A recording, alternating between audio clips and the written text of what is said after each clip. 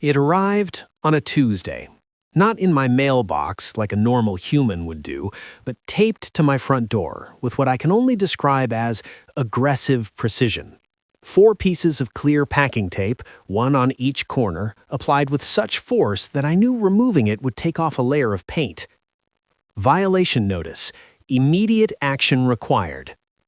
I stood there, in my bathrobe, coffee mug in hand, staring at the official letterhead of the Meadowbrook Estates Homeowners Association. Below that, in 14-point Arial bold, like it was announcing the apocalypse, unauthorized landscaping, Section 7.3 violation.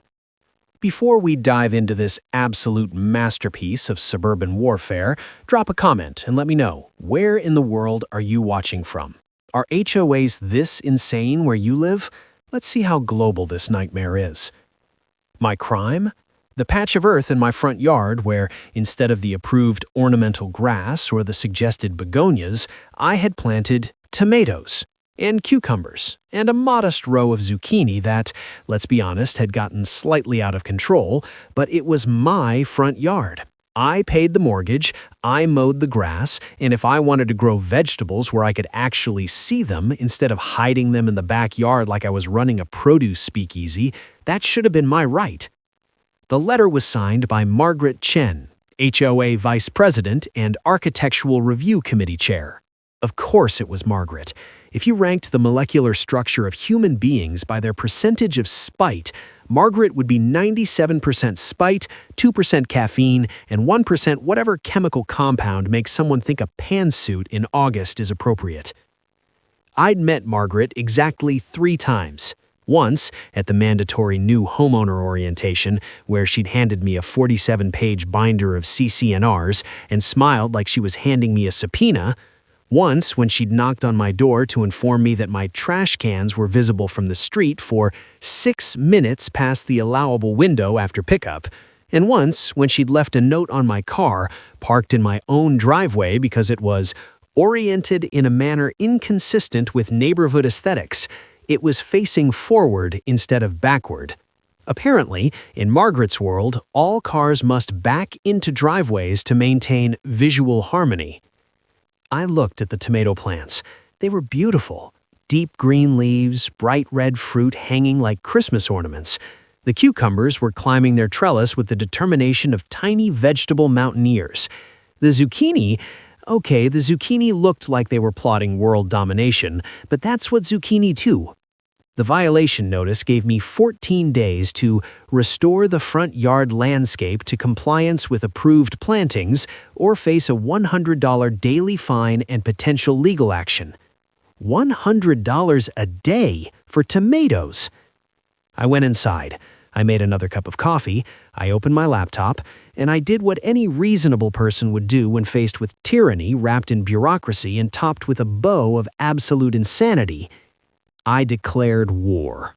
To understand what happened next, you need to understand Margaret. Margaret Chen was 58 years old, stood exactly 5'3", and had the energy of a caffeinated hummingbird crossed with a hall monitor who'd been given nuclear launch codes. She wore her hair in a bob so precise it looked like it had been cut using a laser level.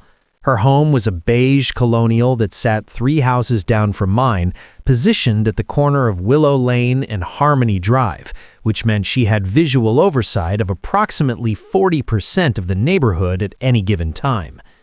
She used this strategic advantage like a general uses high ground.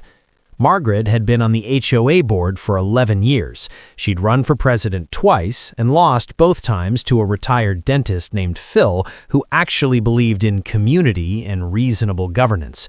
So Margaret had settled into her role as VP and Architectural Review Chair with the zealous intensity of someone who'd been denied the throne but still controlled the army. Her specialty was proactive enforcement. This meant she didn't wait for complaints. She went on patrol. Every Saturday morning at 7 a.m., Margaret would walk the neighborhood with a clipboard, a measuring tape, and a digital camera that she wore around her neck like she was on safari hunting violations instead of wildlife. She'd cite you for grass heights, maximum 3.5 inches, measured. She'd cite you for unapproved mailbox colors. Only black, white, or colonial bronze were permitted. She'd once cited a family for having a trampoline visible from the street, even though it was in their fenced backyard, because she'd used a stepladder to photograph it over the fence. The woman was unhinged. But she was also meticulous. She knew the CC&Rs like scripture. She'd memorized every addendum, every architectural guideline, every obscure subsection about visual continuity and property value preservation. And now she'd set her sights on my tomatoes. I needed to be smarter. I needed to be strategic. I needed to find the loopholes in her perfect little system and exploit them like a hacker finding a back door in the Matrix. I pulled up the CC&Rs on my computer, all 47 pages. I made a fresh pot of coffee. It was going to be a long night. Section 7.3, Landscaping and Exterior Plantings. I read it 3 times. Then I read it again with a highlighter. Then I made notes in the margins like I was studying for the bar exam. The section stated, "Front yard landscaping shall consist of approved ornamental plantings as specified in Appendix C. Edible plants, vegetable gardens, fruit trees, and crops for consumption are prohibited in front-facing yards visible from public streets or neighboring properties." Prohibited. The word was right there. Margaret had me dead to rights on the vegetables. But then I kept reading. Appendix C was 6 pages long. It listed approved plants by category: ornamental grasses, flowering perennials, decorative shrubs, approved trees, and, here's where it got interesting, flowering plants for pollinator gardens. That last section had been added 2 years ago during a neighborhood sustainability initiative that Phil the dentist had championed. The idea was to encourage environmentally friendly landscaping, be good neighbors to nature, support the bees. The list was extensive. It included lavender, all varieties, coneflower, purple and white, black-eyed Susan, bee balm, Russian sage, catmint, salvia of all species, milkweed for monarchs, goldenrod, aster, yarrow, Joe Pye weed, sunflowers, under 6 feet, and dozens more. I stared at the list. A smile crept across my face. It was the kind of smile that probably should have come with a warning label. Margaret wanted approved flowering plants? Oh, I'd give her approved flowering plants. Every single one. I did a quick search. Best flowers for attracting bees. Then, flowers that attract the most butterflies. Then, what plants attract hummingbirds. Then, and this is where it got beautiful, flowers that attract wasps and hornets. The internet, that beautiful, chaotic repository of human knowledge, did not disappoint.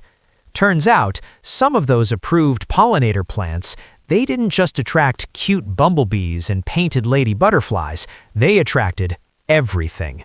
Honeybees, carpenter bees, yellow jackets, paper wasps, hornets, hoverflies, and about 47 other species of flying insects that most people would classify as reasons to stay indoors. And Margaret's house? Margaret's perfect beige colonial with the manicured lawn and the rose bushes she trimmed with what I assumed were surgical scissors? Margaret was allergic to bee stings. I knew this because she'd mentioned it loudly at a neighborhood meeting when someone suggested allowing wildflower meadows. Absolutely not. Some of us have life-threatening allergies and carry EpiPens. I leaned back in my chair. The plan was forming like a beautiful, terrible storm cloud. I would remove every single vegetable. I would comply with the letter of the law. And then I would plant a pollinator garden that would make the Amazon rainforest look like a desktop succulent.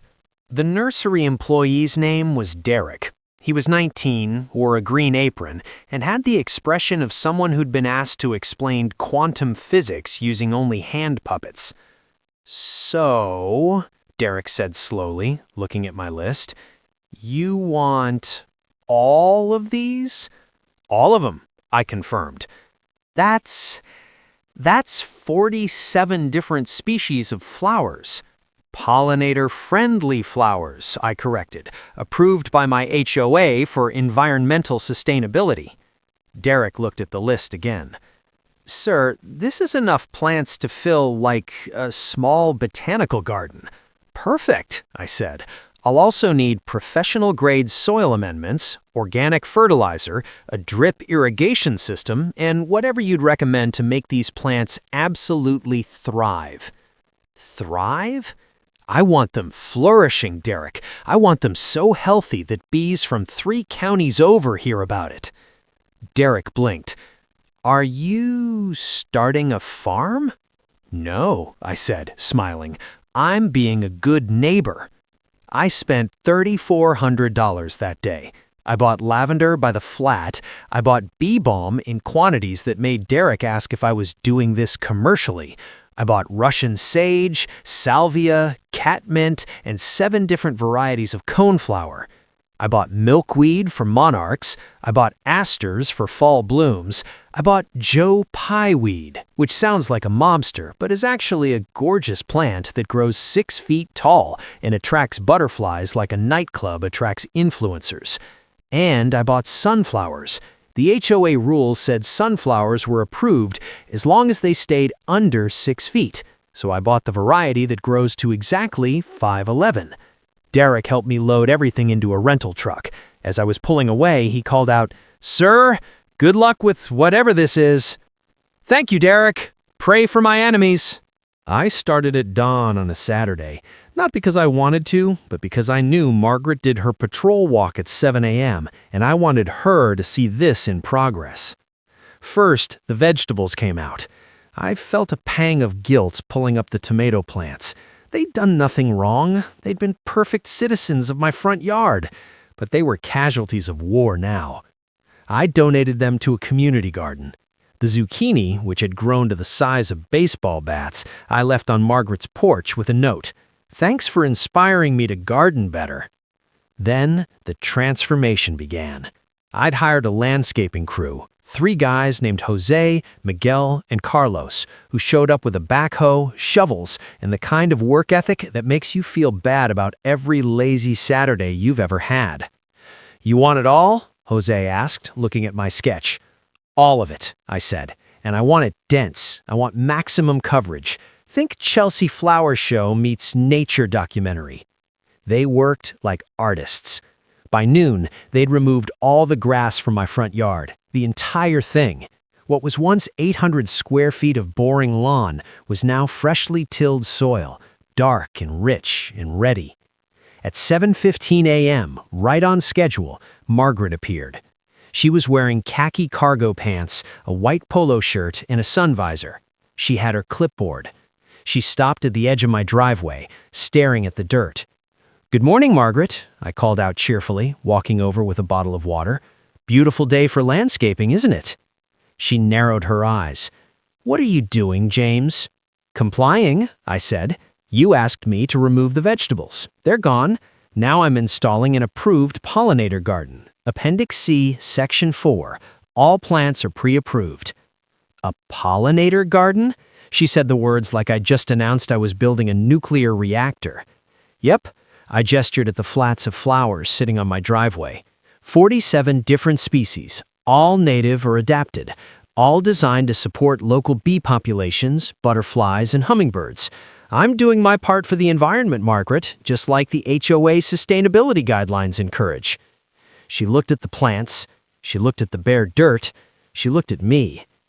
"This is excessive," she said. "This is approved," I countered. "Every single plant is on the list. I checked, twice. Would you like to see my receipts? I kept them all." Her jaw tightened. The intent of the pollinator guideline was for accent plantings, a few flowers, not this. The guideline doesn't specify quantity, Margaret. It just lists approved species. I'm being thorough. She stared at me for a long moment. I could see the calculations happening behind her eyes. She was searching for a violation, a loophole, anything she could use. But there wasn't one. I'd been careful. "We'll see about this," she finally said, turning on her heel and marching back toward her house. "Have a blessed day," I called after her. Carlos looked up from his shovel. "That lady looks mean." "You have no idea," I said. It took 3 days to complete. 3 days of planting, mulching, installing irrigation lines, and arranging flowers with the precision of a florist designing a wedding. When we finished, it was stunning. I stood on the sidewalk and just stared at it. The front yard was no longer a yard, it was an ecosystem. Purple cone flowers swayed in the breeze next to golden black-eyed Susans. Lavender bordered the walkway in fragrant rose. Bee balm exploded in red and pink clusters. Russian sage created silvery blue waves. Salvia stood like purple soldiers. The milkweed was already unfurling leaves, ready to host monarch caterpillars. And in the back corner, the sunflowers, 12 of them, each one stretching towards 6 feet, their faces like golden satellite dishes pointed at the sky. It was beautiful. It was excessive. It was technically perfect. And then the bees came. Okay, quick pause. If you're enjoying this petty masterpiece of revenge, do me a favor and hit that like button. And if you want more HOA horror stories, subscribe, because trust me, this is just getting started. The first visitors were honeybees. They showed up within hours, buzzing lazily from flower to flower like they'd stumbled onto an all-you-can-eat buffet. Then came the bumblebees, fat and fuzzy, tumbling through the lavender like tiny drunk teddy bears. Then the butterflies, monarchs, swallowtails, painted ladies, skippers. They danced through the garden like it was a butterfly rave. Then the hummingbirds, ruby-throated, emerald-backed, diving at the salvia flowers with the precision of tiny fighter jets. By the end of the first week, my front yard had become a nature preserve. And Margaret's house, 15 feet away across the property line? Let's just say Margaret was not enjoying the neighborhood ecosystem renaissance. I saw her one morning walking to her car. She was wearing what appeared to be a full beekeeper suit. Actually, it was a long-sleeve jacket, pants, and a wide-brimmed hat with mosquito netting. In July, in 85-degree heat, a bee flew near her. She shrieked and ran for her car, keys jangling. I waved from my porch. "Beautiful morning, isn't it?" She didn't respond. She just gunned the engine and peeled out like she was fleeing a crime scene.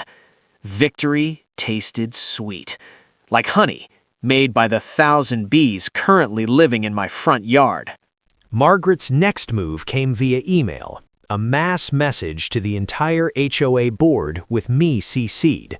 Subject: urgent, excessive insect activity due to irresponsible landscaping.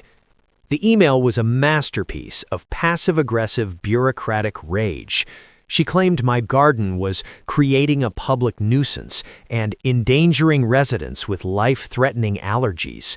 She included photographs of bees, just bees, existing near her property. She demanded an emergency board meeting. Phil, the dentist, our HOA president, responded to all. The garden is compliant with approved plantings. Unless there's a specific violation, I don't see grounds for action. Margaret responded in 90 seconds flat. The quantity is the violation. The intent of the pollinator guideline was never to create an insect sanctuary. Phil, the guidelines don't specify quantity limits. Perhaps we need to revise Appendix C if this is a concern.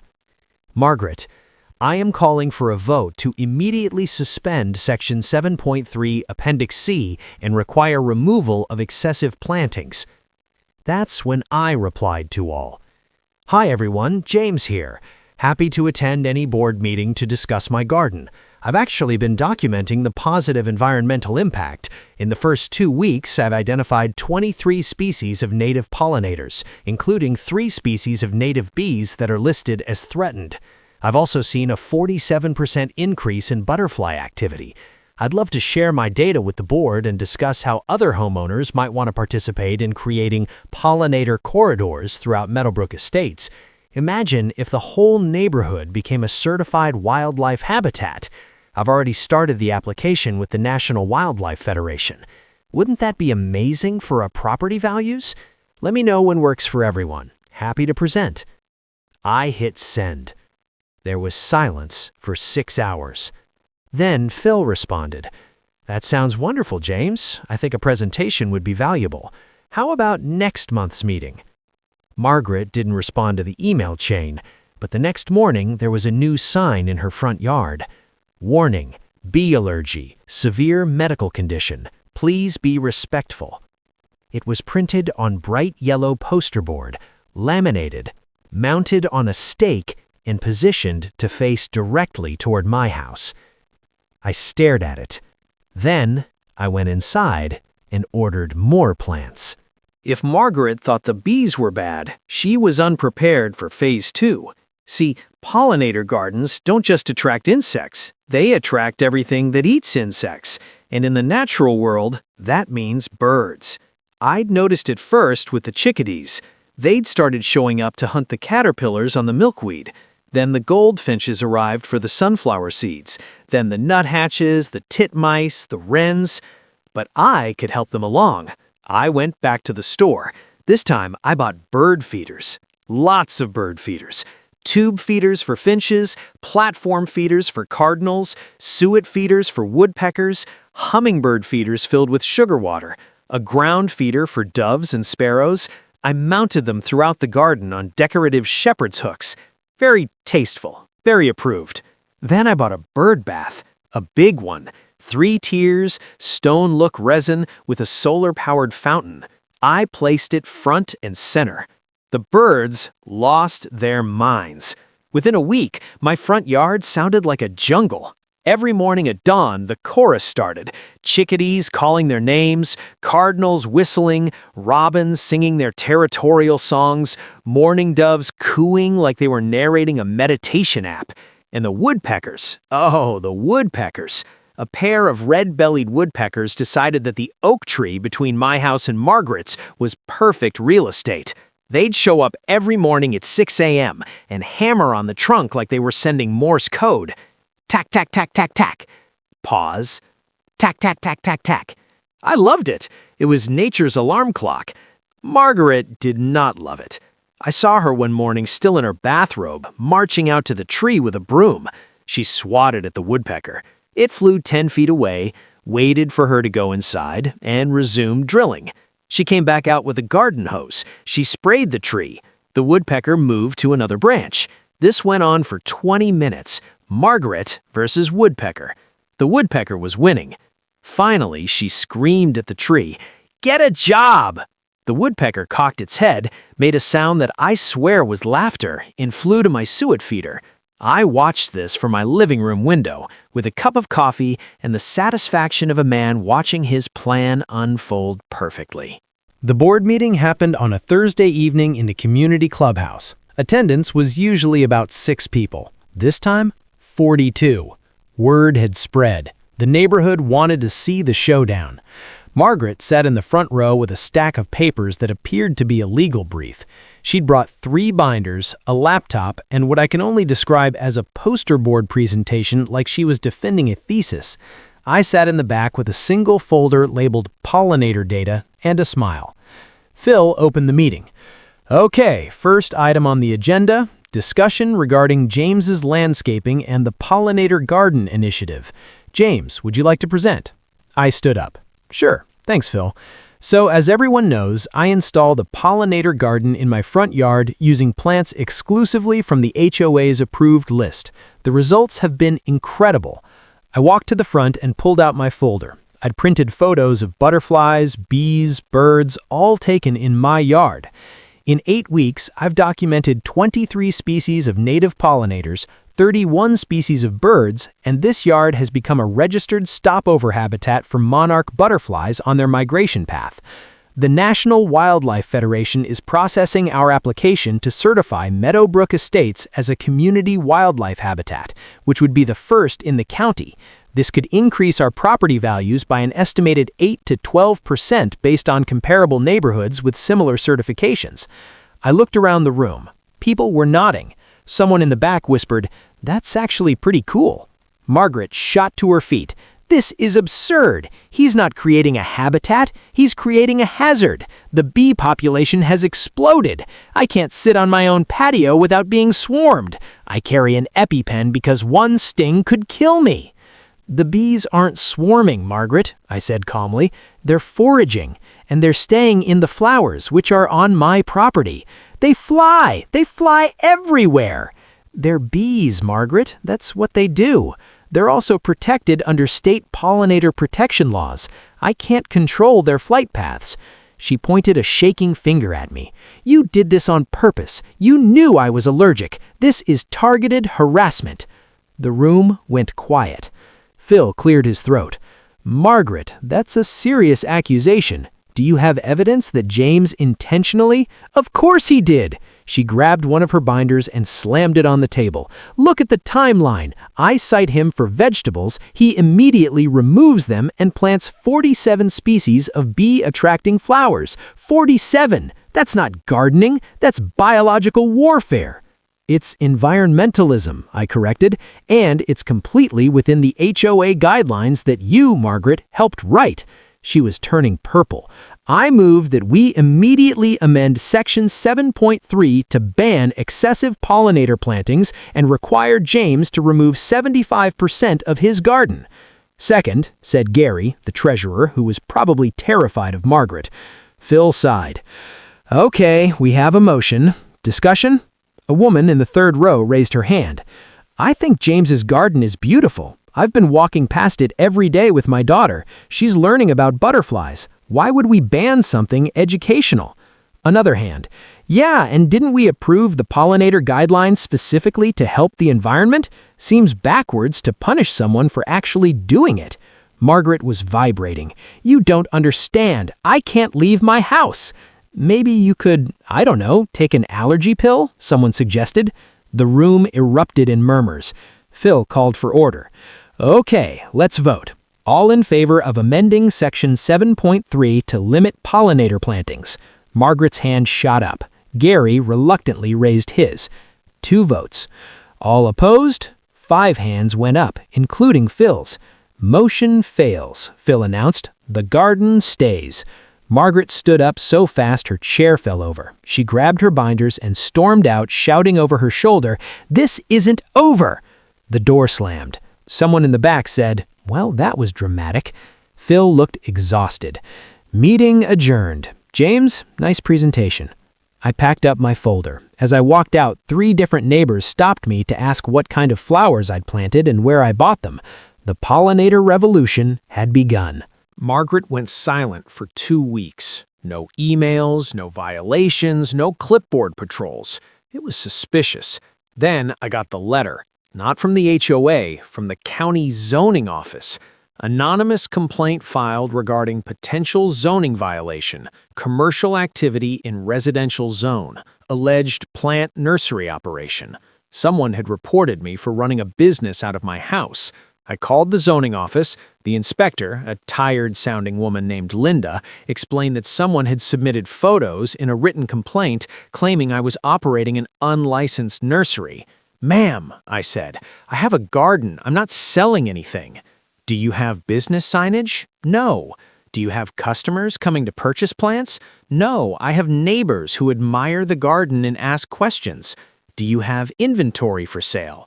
"I have flowers, in the ground, growing." Linda sighed. "Sir, this sounds like a bogus complaint, but I have to do a site visit. It's protocol. I'll be there Friday at 10 a.m. Margaret had declared total war.